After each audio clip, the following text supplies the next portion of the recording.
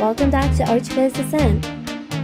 I'm Farzana, and you're about to discover the secret to creating truly photorealistic renders, high-quality assets and materials. The good news is, while many assets are available for purchase, you can still find thousands of professional-grade assets and materials for free from Fab and QuixelBridge. In this tutorial, we'll dive into how to get started with assets and materials in Unreal Engine, explore the Fab and Quixel libraries, and I'll even show you how to create your own materials if needed. Let's make our scenes come to life.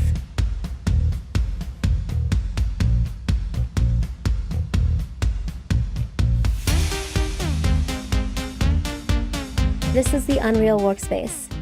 All the objects in the scene are accessible from this section, which is located in the outliner window. For example, here, this window, this wall, and all the components that are here, like these trees, are accessible from this section.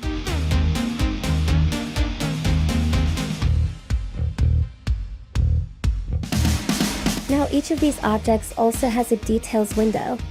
For example, here I select this object. You can see that there is a details window where we can change its location or even rotate it or change its scale.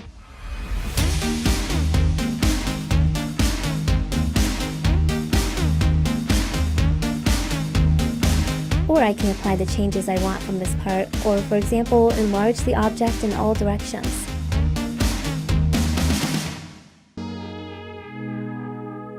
Here is the material section, where if I click on this icon, it brings up the material location for me.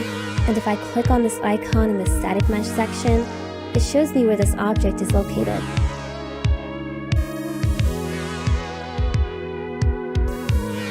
The window located at the bottom is the content browser, where all the objects are located.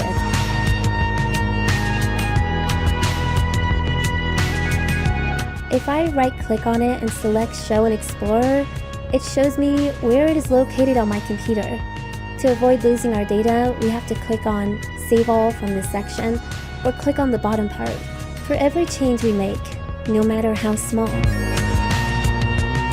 If the content browser is closed, I'll click on it from the bottom part, and the content browser window will open again. If I click on Dock in Layout, it will be fixed. I can also change its size.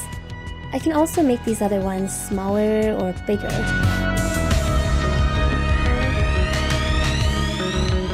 If I press the Control and Space keys on the keyboard, Content Browser window will also open. We might accidentally close the outliner or details window. Now, if I click on any object, I no longer have access to the outliner window. So, from the Window tab, I can recover all three windows: Outliner, Details, and World.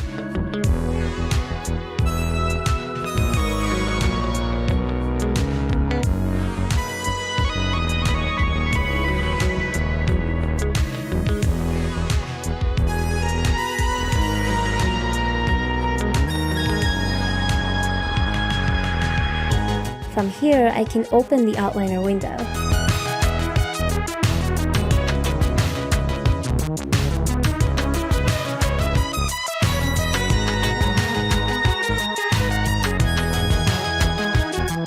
If we wanted the window dimensions to be smaller while working or to have more workspace, we can right-click here and click on Dock to Sidebar. I'll do the same for the others.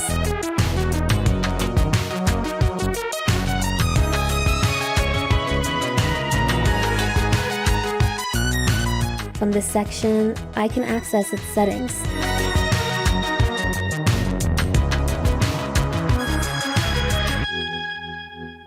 Now, if I want one of these windows that I use more often to stay fixed, I'll click on the pin icon.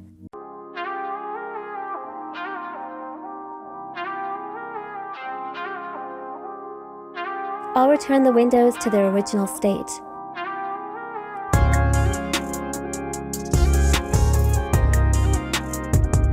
In this section, we can enter a series of commands. If needed in the future, I will teach this as well. For now, we don't need it. We have the save icon in this top toolbar, but I recommend you always save from the content browser so that none of your data is lost.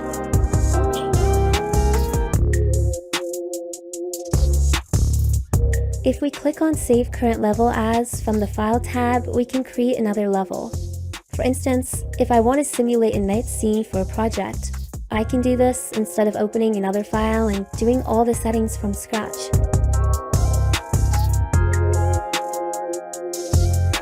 I'll take a save as of the work I've done so far and make the rest of the edits in a new level. This way, any changes I make are done in the new level. For example, to create a night scene for this project, I would take a save level as and give it a new name. However, since I've already done this, I won't continue here.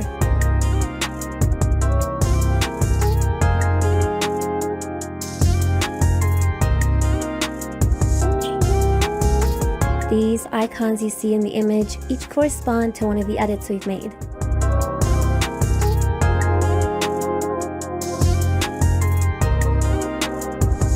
For example, this one is for the light. If I click on it, I can select the light and make any necessary adjustments in the details window, or I can make changes to the previous settings. Now, if I don't want to see these icons on the screen and want to clear up my view, I'll press the G key on the keyboard and they'll disappear. If I want to select them and work with them again, I'll press the G key again and they'll return. I'll re-enter the main level or original level by double-clicking on it. It's as simple as that. If we had made any changes to the previous levels and wanted to keep them, we would make sure to save. But I won't save now. The icons you're currently seeing are for the decals. I used to make the work look more natural and to make the stairs appear dirty. I can move and rotate them so they are placed in the best possible way where I want them.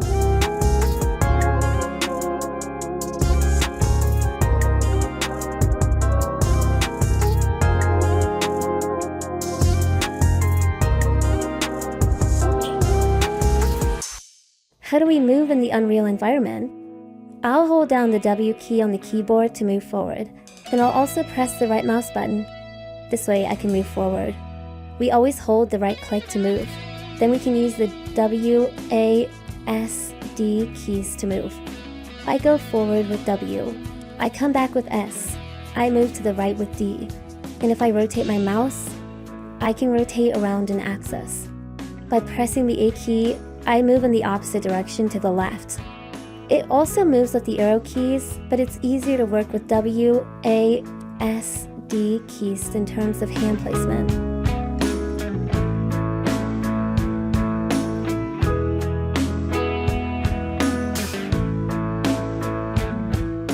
While holding the right click, I come down with the Q key and go up with the E key. If I hold the left click alone, I can also have a smooth movement with the mouse. This is for when we want to adjust the camera and need small, gentle movements. We use this section to create animations, and I will definitely provide a tutorial for it.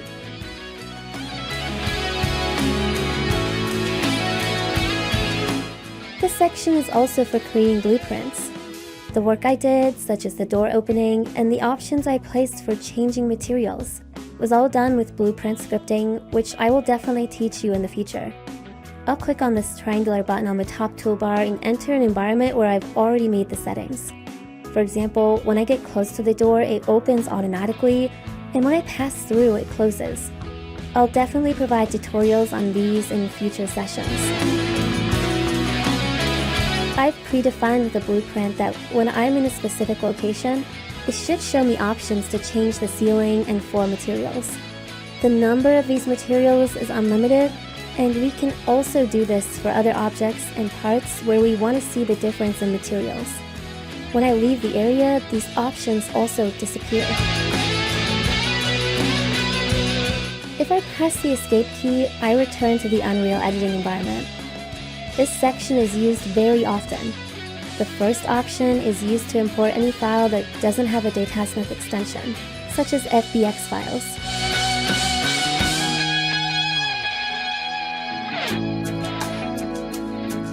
As of 2025, Quixel Bridge will no longer be used. Instead, you'll use FAT for materials and assets,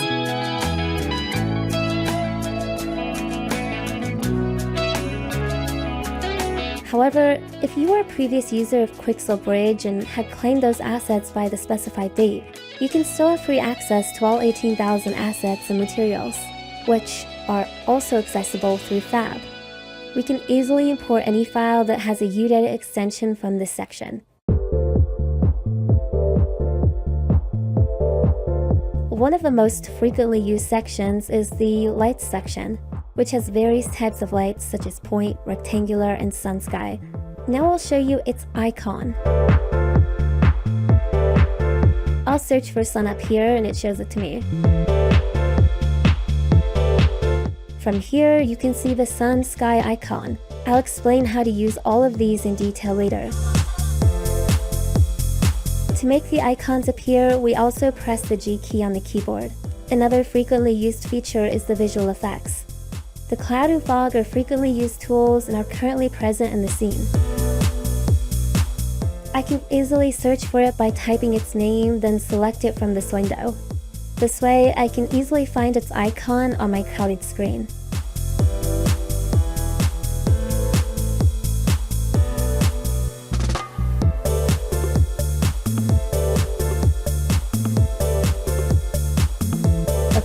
I'll press the G key on the keyboard and the icons will disappear.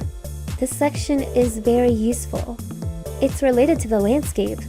I created the landscape that you see here using the tools from this section, and I'll provide tutorials on them for you. We use the foliage section to scatter grass and bushes on a surface, and generally for anything that needs to be placed in bulk. I will provide a complete tutorial on this as well. You see I placed all this grass, bushes, and flowers on the floor using foliage very quickly. In the modeling section, the most frequently used part is UVs, which I'll show you an example of. They are used to adjust how the material is displayed on a surface. For example, I'll select the stair material and click Project. Now here I can rotate the material, or make it smaller or bigger. I'll also teach you this section completely in the future. I'll also teach the rest of the parts related to meshes and other edits in the future. I'll go back to the selection mode.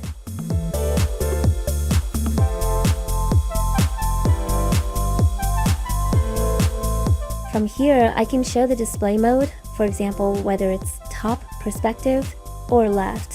But for us, who want to render, perspective is the best, because this is a rendering software, not a modeling one.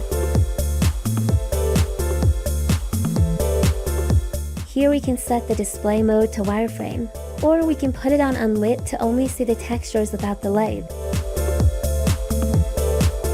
Or we can put it on lighting only to see how the lighting is done and how it's distributed.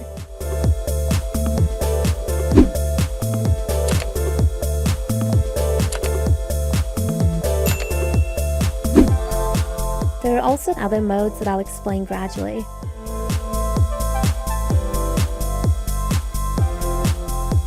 Here we can decide which of these to show or not show.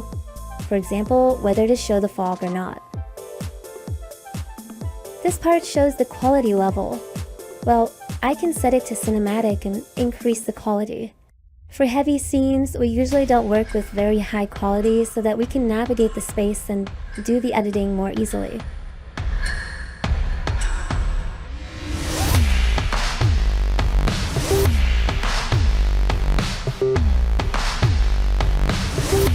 The main location for changing the quality is from Settings, and this same section.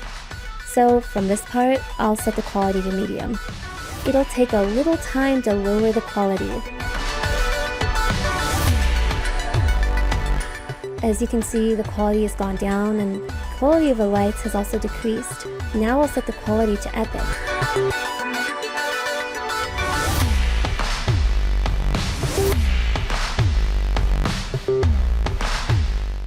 Okay, now we can come here and change the qualities one more time to see the difference better.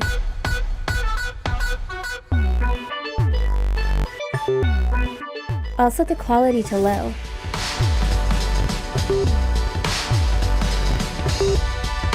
You can see the quality has clearly gone down. Now the work is much lighter, but the quality is really low. I'll put it back on cinematic so we can see the difference. The difference is clearly visible in the lights, shadows, and overall image quality. And this is only for the viewport. It doesn't affect the renders. My movement speed in the viewport is good now, but if I want to change it, I can do so from this section.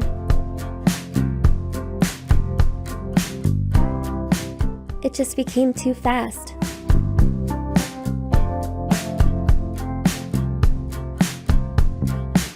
So I'll decrease it right from here.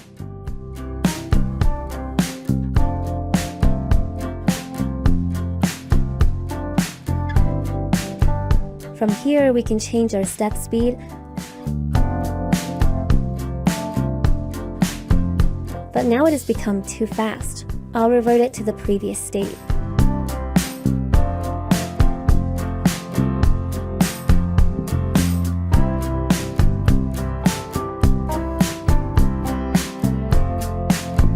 I'll press the W key now, and I'll also press my right click and go back to where I was before.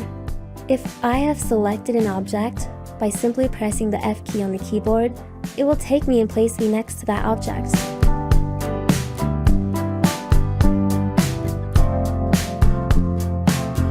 I am now very far from where I was.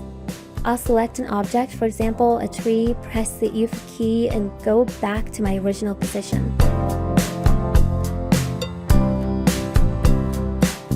If I click on this icon, I can move the object I selected. If I move the cursor over any of these axes, it turns yellow, which means it will only move along that specific axis.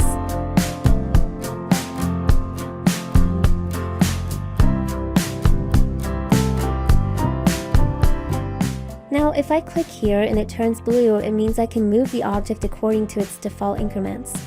For example, if I set it to 1, it moves forward 1 unit at a time. If I set it to, for example, 500 each time I move the mouse, it moves the object by 500 units. If I set it to 5, it moves it 5 units at a time.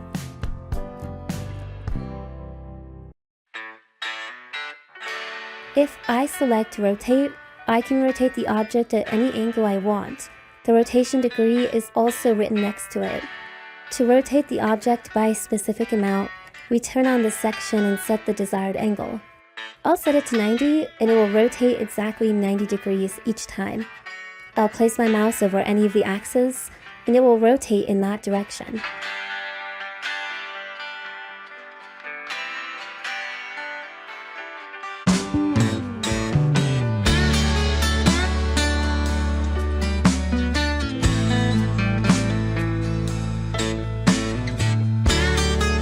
Now, I want to rotate this object 180 degrees, so I'll rotate it twice since I have it set to 90 degrees.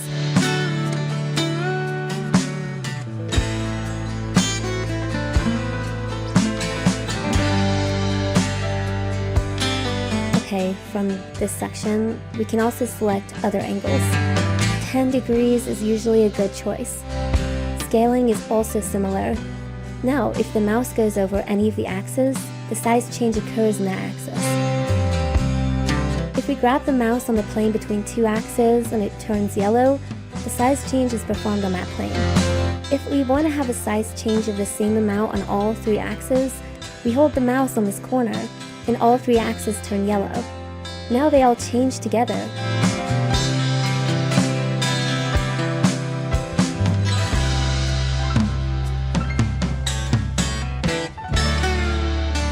From this section, I can set how much to scale each time.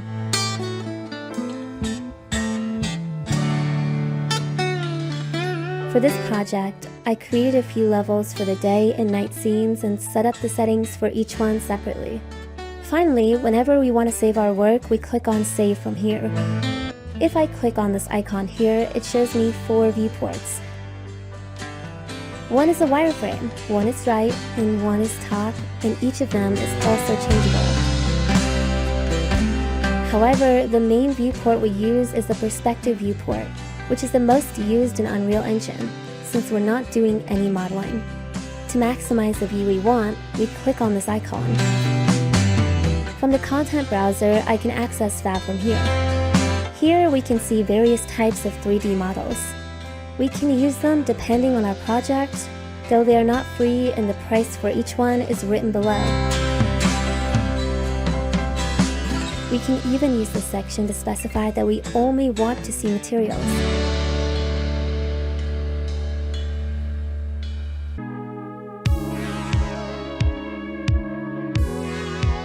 I'll search for free up here and it will bring up the free assets and materials for me. In this bottom section, it says free for the ones that are free and it has the price listed for the others. If I want to use the assets and materials from Quixel Bridge, I'll search for Quixel up here. However, I've claimed them before. So the Quixel Bridge assets and materials are free for me until the end of 2024. Of course, Quixel also has a number of free assets and materials, and you can purchase the rest if you need them. However, many of the Megascanned trees and objects are still free. It's also possible to use V-Ray and Corona assets and materials. A lot of free V-Ray assets have been created, so we don't have many problems with assets and materials. If the materials are too expensive for you, don't worry at all. I'll teach you how to easily create your own materials. I'll open one of the materials. From here, I'll specify how much quality it should have. The higher the quality, the heavier the file will be. I can either add it to the library or add it to my own project. I'll wait for it to download and be imported into my project. We'll do the same for the other assets and materials.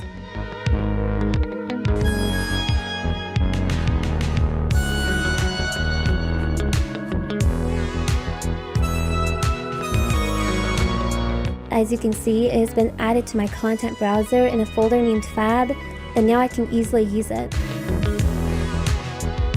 To save it within our project, we click on Save All from this section and save it. If I want to find the location where the file is saved, I can right-click and click on Show in Explorer. The 3D models of the objects in all parts of the project are saved in this content section. Now, if we want to open the file itself, we double-click on this part, which has a blue logo.